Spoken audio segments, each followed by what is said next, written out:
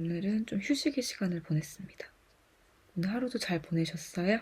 저는 오늘 그럭저럭 하루를 잘 보내고 안경을 맞췄어요. 짠! 블루 스크린 차단 기능 있는 거, UV 차단 되는 거. 엄청 가벼워요. 와, 엄청 선명해 보인다. 괜찮죠? 괜찮지? 근데 안경을 쓰니까 동그랗게 보이는 것 같아. 눈이 좀 커 보이는 게 좀 있어요. 오늘 안경 되는 걸 기다리는 시간 동안 책을 30분만 읽으려고 했어요. 사장님이 30분 뒤에 오라고 하더라고요. 한참 읽고 나서 정신 차리니까 1시간 반이 훅 가 있는 거예요. 책을 열심히 읽고는 정리도 좀 하고 그런 시간을 가졌어요. 챕터 1을 다 읽었거든요. 역시나 읽으면서 생각할 게 참 많았습니다. 저만의 그 아날로그식 독서법? 제가 읽는 그런 방식을 좀 보여드리려고 합니다. 저는 책을 이렇게 읽어요, 이런 거. 컬러는 3가지 있어요. 요거랑 노란색, 요 약간 주황색, 그리고 파란색. 이렇게 있는데 이게 거의 전부 다 스티커예요. 여기 이렇게 요거 한 칸 정도? 요 정도만 종이고 여기는 다 스티커처럼 돼 있어가지고 종이에 딱 붙습니다. 이거 되게 괜찮더라고요. 그래서 쓰면서 마음에 들어가지고 좋았어요. 실사한다거나 내가 좋았던 생각들을 잠깐 적어놓는 용으로 이렇게 하면 괜찮을 것 같더라고요.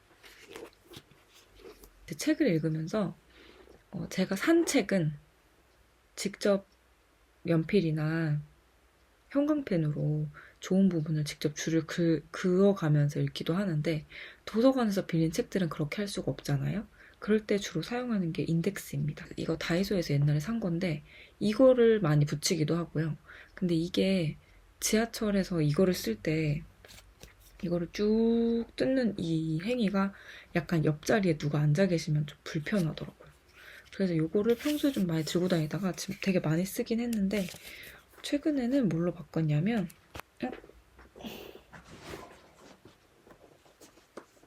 다이소.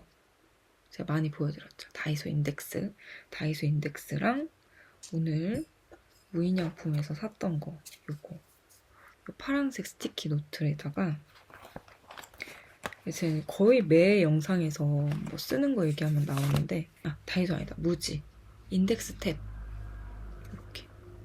이렇게 제가 너무 잘 쓰고 있는 아이템인데 요거 이렇게 요거랑 볼펜이랑 챙겨서 가는데 저는 3월달에 연필을 쓰기로 얘기했잖아요. 그래서 오늘 연필 가지고 가가지고 썼습니다.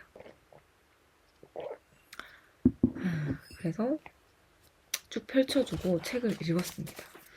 책의 챕터 1을 읽기 시작했는데 이 퍼실리테이션이라는 기법과 사고를 하는 방법 중에 그 비지도학습이라는 게 나오고 그게 결국 약간 비지도학습과 지도학습의 차이, 상자 속에서 사고하는 방법과 나무처럼 사고하는 방식에 대해서 다루고 있거든요.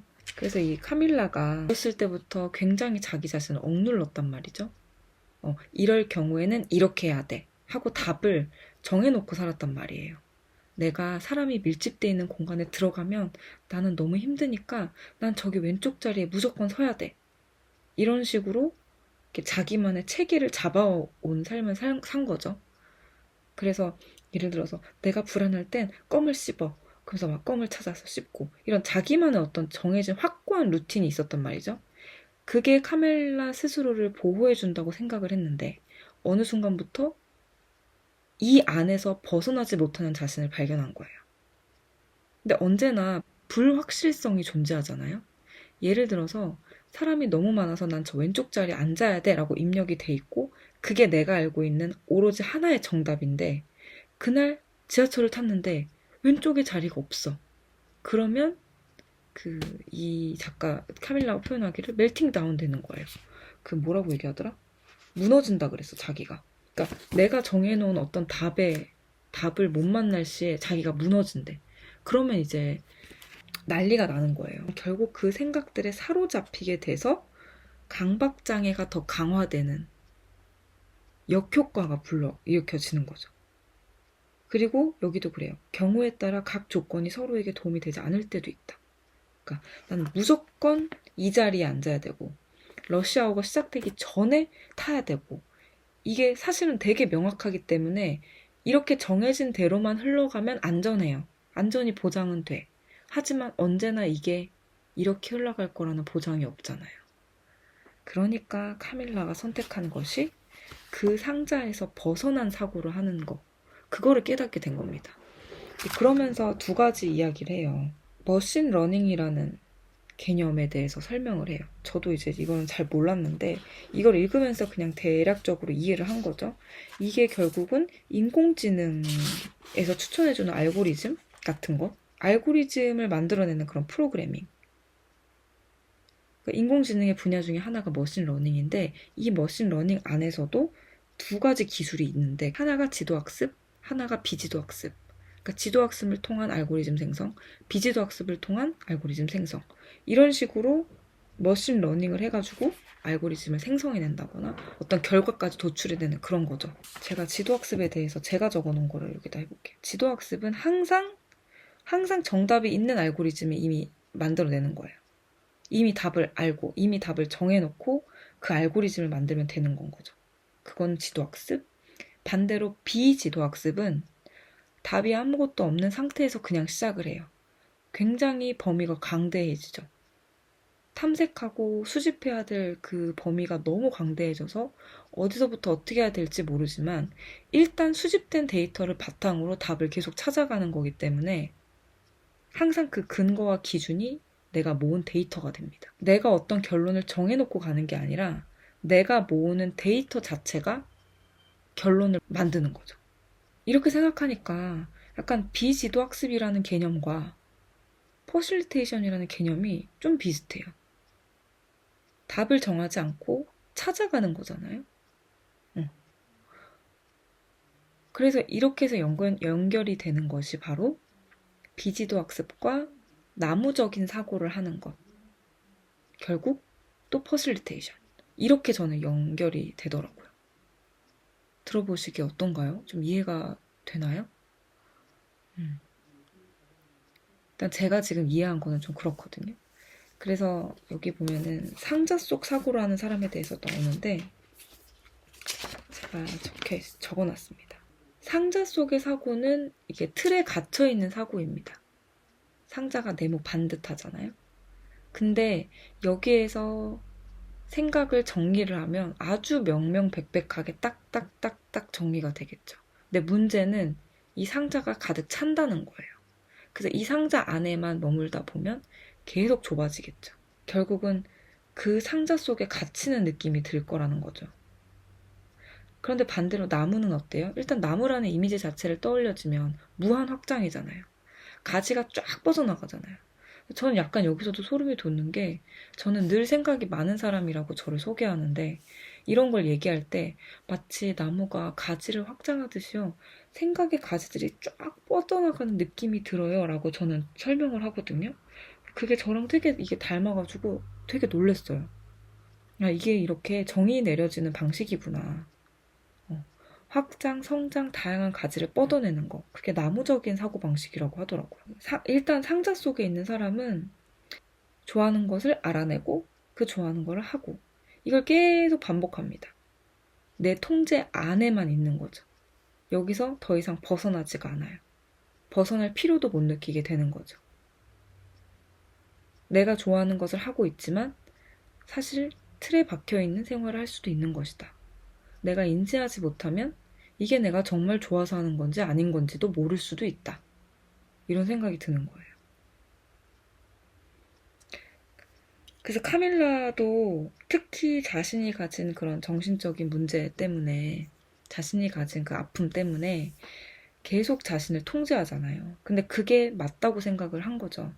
근데 이렇게 표현했어요. 밤마다 나는 나만의 고통에 파묻혀 문제들에 열중했다. 내가 항상 오류가 나타나는 문제, 내가 막 제어하지 못하는 그 문제들에 어떻게 행동해야 되는지 답을 찾아서 항상 그렇게만 행동해야지 하면서 딱딱딱딱 분류해 놓고 자기를 상자 안에 꽉 가둔 거죠. 근데 얼마나 그게 답답했을까요? 자기 스스로도. 상자 속에서 생각하는 사람이었던 나는 내 주변 세상과 사람들에 관해 모든 것을 알고 싶었고, 내가 더 많은 데이터를 모으면 모을수록 더 나은 결정을 내릴 수 있다고 스스로를 안심시켰다. 모아진 데이터만이 정답이라고 생각하면서 계속 수집하고 쌓았던 거죠. 물론 그것도 도움이 되는 순간이 있었겠죠. 하지만 문제는 그게 어그러질 때입니다. 그래서 여기 보면은 계속해서 이렇게 말을 해요. 내 마음속에 아무 상관이 없는 정보들을 담은 상자가 더 많이 쌓여갈수록 나는 점점 방향을 잃고 지쳐갔으며 급기야 모든 상자가 전부 똑같아 보이기 시작했다. 분류는 강력한 도구이며 문제를 즉각적으로 결정하는 데 유용하다. 그러나 정보를 처리하고 해석하며 미래를 알기 위해 과거의 증거를 이용해서 까다로운 결정을 내리는 능력을 심각하게 억압한다. 틀에 갇힌 사고는 우리의 삶을 분류함으로써 너무 많은 길을 폐쇄하고 도출할 수 있는 결과의 범위를 제한한다. 상자 속 사고는 이미 아는 것과 이미 수집한 삶의 데이터로 우리의 시야를 좁힌다. 목표를 이루려면 스스로 계속 도전해야 하며 오래 머물수록 더 좁아지는 상자에서 탈출해야 한다. 되게 진짜 생각해 볼 만한 문제 아닌가요? 이건 이거야.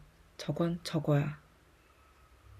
라는 확신이 정말 답이라면 너무 좋겠는데, 때로는 그게 답이 아닐 수도 있어요. 그쵸? 근데 만약에 정말 그게 답이 아니라면 나는 이건 이거고 저건 저거야 라는 생각만 가진 채로 계속 살아가는 거죠. 그래서 여기 보니까 더 많은 길이 있는데도 그걸 폐쇄하고 도출할 수 있는 다양한 결과가 있음에도 그 범위를 딱 틀에 갇히게 하는 거죠. 근데 이 안에서만 사는 거예요. 이게 약간 그 우물안 개구리 같다는 표현일 수도 있지 않을까요? 그래서 저는 이렇게 자신에게 질문을 하고, 이게 정말 맞아? 나는 여태까지 이거라고 생각했는데 내가 아는 게 전부가 아니지 않을까? 다른 사람들은 이걸 어떻게 생각하지? 또 다른 책에서는 이걸 뭐라고 묘사하지? 혹시 다른 답이 있을까? 라고 계속 질문하면서 찾아가는 태도가 굉장히 중요하다고 생각합니다. 이렇게 뭔가 상자는 겉보기에도 반듯해 보이고 상자를 열었을 때 그 안에 분류된 것들을 보면 뭔가 멋지잖아요. 깔끔하고 논리적으로 보일 수 있습니다. 하지만 반대로 나무같이 쫙 뻗어나가는 생각들은 겉으로 볼 때는 뭔가 엉망이고 체계적이지도 않아 보이고 그래서 불안정해 보인다고 생각을 할 수 있죠. 근데 이렇게 표현했어요. 32페이지에 이렇게 멋지게 말을 했습니다. 나무는 제 멋대로 뻗어나가지만 바로 그 본질 때문에 상자의 날카로운 모서리보다 우리의 삶을 더 진실하게 나타낸다. 깔끔한 상자 모서리는 든든하지만 환상일 뿐이다. 현실의 그 무엇도 그렇게 딱 떨어지지 않기 때문이다. 상자는 고정되어 있고 휘어지지도 않지만 우리의 삶은 역동적이며 계속 변한다. 우리는 조화를 이루지 않는 대상을 탐색하고 질문하고 수용한 뒤 이해하고 결정할 뿐이다. 패턴을 감지하고 결론을 끌어내기를 바라기 전에 무질서를 수용해야 한다. 즉, 나무처럼 생각해야 한다는 뜻이다. 제가 여기 이 페이지에다도 적어놨는데 제가 좋았던 오늘의 그 문장은 이겁니다. 나무처럼 생각하는 방식은 나를 구원했다. 이게 카밀라가 자신이 내린 결론인 것 같아요. 물론 저는 이건 사람마다 또 다르다고 봅니다. 예를 들어서 내가 축적해놓은 데이터가 정말 누가 봐도 확실한 답이야. 정답이야.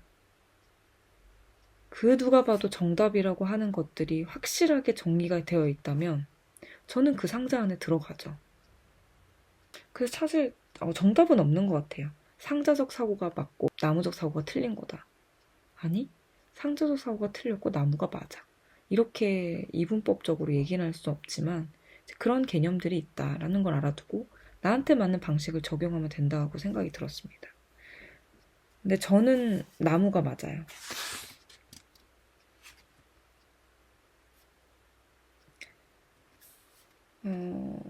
카밀라의 그 생각 방식을 얘기하는데 저가 약간 이게 공감이 되면서 저를 좀 생각하게 됐는데, 그 카밀라의 주변에는 이제 혼돈과 혼란스러운 작업 환경이라고 묘사하는데, 여기서 좀 웃겼어요, 저. 약간 저도 그렇거든요. 이렇게 보여지는 것들은 정리가 된 것 같지만 제 나름의 여기 지금 카메라 밖의 공간들은 약간 혼란스러울 수 있거든요. 제가 엄청난 깔끔쟁이가 아닙니다, 저는 사실은. 근데 여기 카메라예요. 여기저기 논문이 널려있고 손에 잡히는 거 아무거나 메모하고 주변에 물건을 쌓아놓는다. 그리고 동시에 이제 머릿속에서는 끊임없이 소음이 울리고 있다고 하죠. 근데 결국 이게 이 혼돈이 집중할 수 있도록 자신을 격려한다고 표현을 했어요. 반대로 너무 고요한 거는 이분에게 압박감을 준다고 하더라고요. 너무 질서정연한 것을만 추구하다 보면 질서정연하지 않는 상황이 왔을 때 본인이 무너진다는 걸 알니까 그거를 방지하기 위한 방법으로 오히려 더 명백한 어떤 혼돈들을 만들어내는 거죠. 난 이걸 원하는데 이런 상황들이 일어날 수 있을 거야 라는 가능성들을 쭉 펼치는 거예요. 근데 거기서 내가 원하는 건 이거야. 이것만은 잊지 말자. 약간 이렇게 가니까 유연하게 상황을 받아들이고 정리할 수 있다 이거예요. 그래서 여기 보면은 멜트다운이 일어나지 않는 여행을 보장하는 데 필요한 모든 것을 생각한다. 나는 가지에서 각각 뻗어나간 나뭇가지를 흔들어 본다. 생각한 것 중 하나라도 어긋날 때를 대비하기 위해서다. 스트레스를 받으면 부서질 위험이 큰 고정된 루틴을 정하는 대신 의사결정나무를 여러 개 만들었다. 내가 미처 생각하지 못한 자제력을 잃게 할 사건과 마주치지 않기를 바라면서 웬만해선 절대 일어나지 않을 온갖 종류의 시나리오를 머릿속에 살펴본다. 약간 이 혼돈이 결국은 나를 무너지고 어지럽게 만드는 것이 아니라 나에게 있어서 그 상황에서 수많은 선택지를 만들어준다는 게 되는 거. 저는 이게 되게 도움이 되는 것 같은 게 그런 의미에서 나는 뭐 예를 들어서 나는 힘들 때 수영을 가. 이거 하나만 정해두면 제가 수영을 못 가는 날 그럼 저는 무너져야 되는 거잖아요. 그러니까 내가 힘들어. 내가 힘들 때 그럼 뭘 할까? 수영을 가야지. 난 수영을 제일 좋아하니까. 근데 수영장 문이 안 열 수가 있어. 그럼 나 어떡하지? 오케이, 그럼 차선으로. 나는 그러면은 나 책 읽는 거 좋아하니까 도서관을 가자. 그냥 도서관을 갔는데 도서관이 휴관일 수가 있어. 그럼 난 또 무너지나? 아니. 그럼 도서관이 만약에 문을 닫으면 난 뭘 해야 되지? 그러면 내가 좋아하는 카페를 가자. 이런 식으로 가능성들을 계속 뿌려가지고 확장시키는 거죠. 그렇게 되면 내가 정말 힘든 상황이 왔을 때 그때 닥친 내 상황이나 심지어 뭐 날씨나 나의 감정에 따라서도 내가 선택할 수 있는 선택지가 굉장히 다양해지는 거예요. 그러면 어떤 일들이 좀 닥쳐와도 내가 유연하게 괜찮아. 난 그럼 이걸 선택할래. 하는 이런 여유가 생긴다는 거죠. 맞죠? 저는 그렇게 이해를 지금 한 것 같습니다. 그래서 나뭇가지를 뻗으면 뻗어낼수록 좋은 거예요. 근데 물론 사람에 따라 저는 이게 부담스러울 수도 있다고 생각을 해요. 애초에 거기까지 생각을 안 하는 사람이 있단 말이죠. 이제 MBTI가 S인 분들은 어렵지 않을까라는 생각이 지금 또 갑자기 듭니다. 이러니까 정답은 없다는 거예요. 나한테 편한 방식을 찾는 거죠. 저는 저한테 편한 방식입니다, 이게. 그래서 38페이지에 또 이런 말이 있었습니다. 좋은 의사결정은 보통 확실성을 가정하는 데서 나오는 것이 아니다. 혼돈, 다른 말로는 증거라는 것에서 나온다. 당신은 결론에서 시작하는 것이 아니라 바닥에서 시작해 결론을 향해 위로 쌓아 올려야 한다. 그렇게 하려면 당신은 나무를 타고 올라가야 한다. 어쨌든 카밀라는 나무적 사고를 통해 자유를 얻은 사람이기 때문에 계속 이것을 얘기합니다. 데이터를 만들어낼 때도 어떤 즉각적인 선택을 할 수 있는 맞다, 틀리다, 네, 아니요 이런 것보다 더 깊이 파고들어서 나의 감정, 야망, 희망, 공포 같은 데이터들을 발굴하고 그것들이 서로 어떻게 연결됐고 어떤 게 우리를 어디로 이끄는지 거기서 내가 가장 중요하다고 생각하는 것이 무엇인지 이런 것들을 생각하면서 그거에 따라서 모으고 흐트러 놓고 그러다 보면 거기서 보이는 그 흐름에 따라 굵직굵직하게 모아두는 거죠. 저는 지금 이게 이미지로 약간 그려지거든요. 너무 저한테 맞는 방식이에요, 이게. 제가 예전에 입버릇처럼 하는 말이 있었어요. 아, 오늘 하루 다 망했네. 아, 됐어. 다 망했어. 이러면서 바닥을 파고들었거든요. 내가 원하는 대로 뭐가 하나가 안 되면 그냥 무너지는 길을 택하는 거예요. 근데 요즘에는 그렇지 않습니다. 그거에 대한 이런 설명을 들으니까 좀 더 설득력이 있어지면서 확신을 가지게 됐어요. 챕터 1을 이렇게 마무리합니다. 머신러닝은 실수가 정상이며 실제 데이터에 그것이 내재한다고 가르쳐준다. 예외는 규칙을 만든다. 머신러닝의 방식은 내가 무서워할 상황을 대비해 계획을 세우고 상황이 잘못된 쪽으로 흘러갈 때 더 잘 대비하도록 돕는다. 나무처럼 생각하기는 우리 주변의 복잡성을 반영하며 동시에 우리가 회복하도록 돕기 때문에 중요하다. 상자가 밟히고 부서져서 영원히 사라진 후에도 의사결정나무는 수백 년을 버틴 굳건한 참나무처럼 그 어떤 날씨에도 맞설 수 있다. 안정적인 곳에 뿌리를 내려서 끝없이 자라고 자유롭게 흔들리고 때로는 그곳이 바다가 돼서 그 바다 위에서 끝없이 유영하면서 살아가는 제가 원하는 그림입니다. 그래서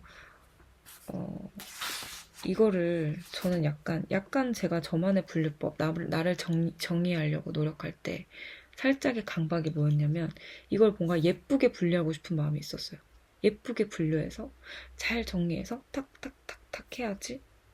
근데 저는 그게 잘 안 되는 사람이라는 거를 하면서도 느끼고 이 책을 보면서 더 확신하게 된 거죠. 나는 뭔가 구조를 딱 만들어 놓고 그 안에 딱 들어가서 탁탁탁탁 이게 안 되는 사람이네. 구조가 아니라 흐르는 대로 그 흐름을 내가 만들면서 자유롭게 뻗어나가는 거죠. 하지만 그러면서도 항상 중심은 있습니다. 그거를 잘 조절하고 이용할 줄 아는 남들이 어떻게 보냐는 중요하지 않은 것 같아요. 내가 봐야 되니까. 잔뜩 헝클어져 있어도 그 안에서 내 규칙을 배열해 가면서 정리해 나가는 그런 나무적 사고를 하고 싶다. 그런 결론을 내면서 챕터 1을 마쳤습니다. 흥미롭죠? 어떤 자신이 결론 내린 것이 과학적인 이론과 함께 연관이 됐다는 거. 카밀라가 과학의 언어를 통해 인간의 언어를 이해하게 됐다는 지점이 이건 것 같아요. 그래서 제가 볼 때는 이 챕터들이 다 그런 식으로 연결이 되는 것 같습니다. 그래서 엄청 진짜 시간 가는 줄 모르고 재밌게 읽었어요. 챕터 2는 이런 제목이에요. 자신의 기묘한 부분을 끌어안는 법. 생물화학, 우정, 그리고 다름에서 나오는 힘. 이런 주제거든요. 챕터 2도 읽고 제가 또 저만의 언어로 제가 이해한 만큼 풀어내보도록 하겠습니다. 제가 이렇게 설명하는 걸 듣고 어떤 걸 느끼셨는지 제 이야기를 듣는 분들의 생각도 궁금해지네요. 네. 여러분은 상자적 사고가 편하세요? 나무적 사고가 편하세요? 그리고 혹시 상자적 사고가 편하다면 자신이 생각하는 그 상자적 사고의 장점 혹은 저도 지금 얘기하면서 제가 놓치는 게 있을 수 있잖아요. 또 다른 의견이 있으시면 댓글로 알려주시면 좋겠습니다. 서로 생각을 한번 나눠봐요. 제가 되게 원하는 방식인데. 네. 그래서 오늘 이걸 읽으면서 굉장히 또 좋은 시간을 보냈다. 제가 지금 생각하는 것들, 일하는 것들, 읽는 것들까지 이렇게 잘 연결이 돼 있다는 게 참 언제나 신기한 것 같아요. 내일은 또 어떤 내용의 글을 읽게 될지 상당히 기대가 됩니다. 그러면 오늘도 저의 이런 약간은 시끄러울 수도 있고 두서가 없을 수도 있는 이런 저의 영상이지만 들어주신 분들께 너무 감사드리고요. 오늘은 좀 말을 많이 해서 편집을 과연 얼마 만에 끝낼지 살짝 걱정은 되네요. 얼른 하고 또 내일을 위해서 잠에 들겠습니다. 이렇게 꼭 다 찍어가면 잠이 오더라고요. 그러면 좋은 밤 보내시길 바라고, 또 아침에 들으시는 분은 또 활기차게 아침을 즐겁게 시작하셨으면 좋겠고, 하루 내내 웃을 일만 가득했으면 좋겠고요. 지금 주무시는 분들은 한 번도 깨지 않고 편안한 밤이 되시기를 바라겠습니다. 안녕히 가세요. 안녕.